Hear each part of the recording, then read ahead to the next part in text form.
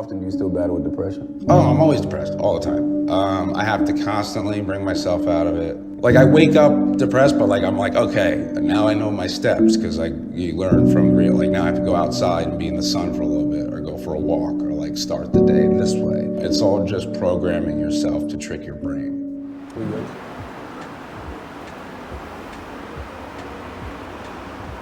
Sleepy.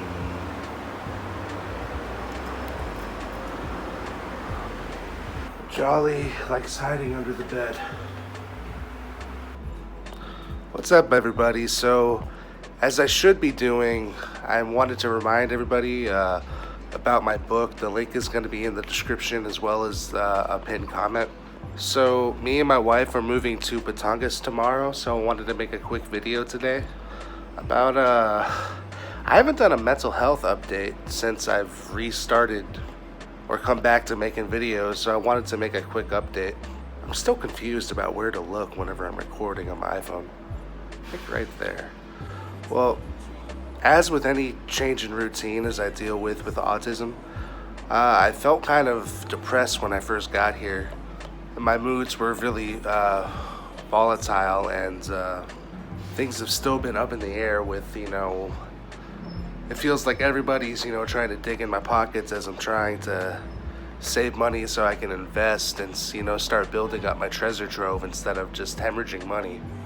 And I felt kind of useless because between the hot weather and my agoraphobia, my general agoraphobia, I don't really like going outside. So my wife has been doing the majority of the tasks. So I felt kind of useless. So I've kind of been a house husband lately. I've been trying to help out by cleaning and everything, and that actually makes me feel a lot better.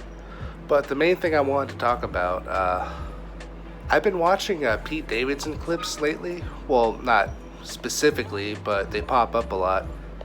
And I talk about autism and bipolar disorder a lot, but I don't talk about borderline personality disorder as much because it's not as well understood, and I get sick of explaining it to people because people assume that it means you have a borderline personality disorder, when borderline comes from originally borderline schizophrenia, and it's intended to imply that people live on the fringe right between, or the juncture right between, neurosis and psychosis. And essentially, it's the opposite of narcissistic personality disorder, even though borderline personality disorder can co-occur and has many narcissistic traits. But it's easiest to understand as insecurity as opposed to narcissism, even though it's probably one of the most complex personality disorders.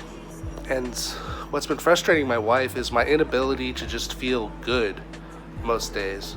Even though I'm on medication for bipolar disorder, it's hard to just feel good unless I'm, working on a creative project or, using a substance like caffeine or alcohol. I have to work to feel content. I just don't feel content naturally. It's just not part of my personality.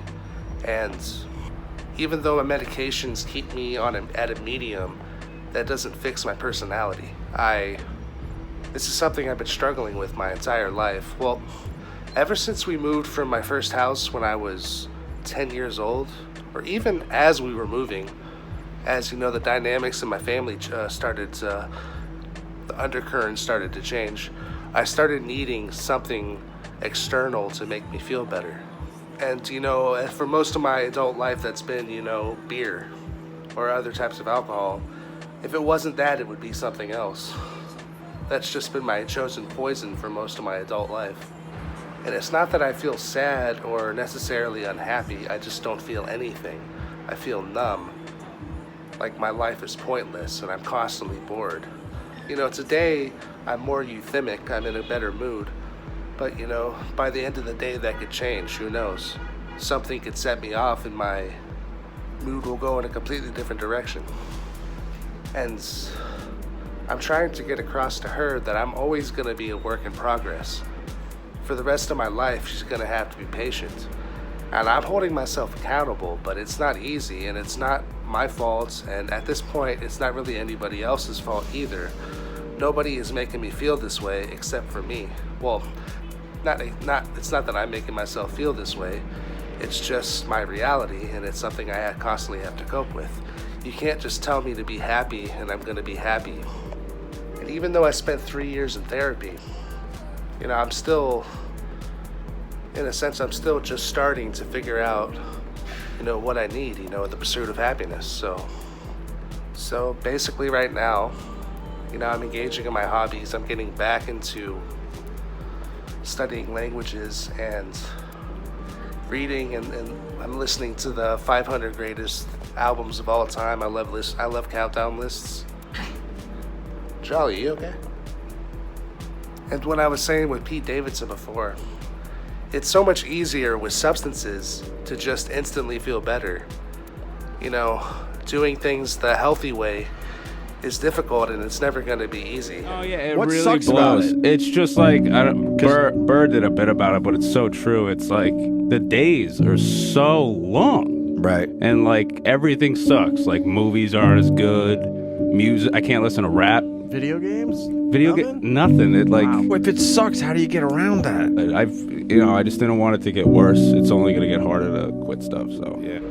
So lately I've been drinking every other day because I like to have that incentive, that reward. And it's easy just to say I'm an addict, but you know, I'm trying my best.